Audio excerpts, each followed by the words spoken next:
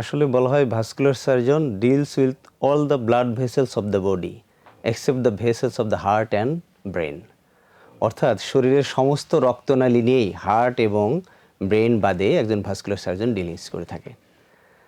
So স্বভাবতই vascular সার্জারিতে রোগের সংখ্যাও অনেক। সবচেয়ে বেশি পাই আমরা যেগুলো, সেগুলো ভেরিকোজ ভেইন আমরা কমনলি দেখে থাকি, বা পায়ের রক্তনালী বা হাতের রক্তনালী ব্লক হয়ে যাওয়া। স্যার, তাহলে আপনাকে যদি একটু থামিয়ে দিয়ে এই বিষয়ে আমি একটু জানতে চাই, মানে এই যে ভেরিকোজ ভেইন, এটা কিন্তু এখন এই শব্দটা বা রোগটা আমাদের সাধারণ মানুষও অনেক জানেন। স্যার, আপনি একটু ভেরিকোজ ভেইন ডিজিজটা কাদের হয় এবং ডিজিজটা সম্পর্কে একটু যদি বলতেন।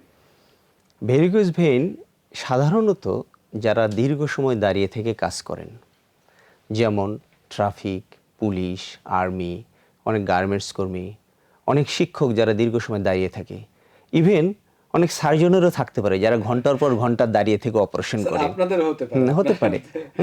তাদেরও এই রোগগুলো হতে পারে। এটা আসলে দীর্ঘ সময় দাঁড়িয়ে থাকার কারণে ভেইনের যে ভালভগুলা, এগুলো একটু ডিসফাংশন হয়। ফলে যেভাবে ব্লাড পায়ে থেকে রিটার্ন হওয়ার কথা ছিল সেইভাবে রিটার্ন হয় না, যে কারণে কিছু ব্লাড রিফ্লাক্স হয়।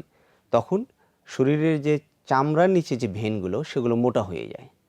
সেগুলোকেই আমরা সাধারণত ভেরিকোজ ভেইন বলে থাকি।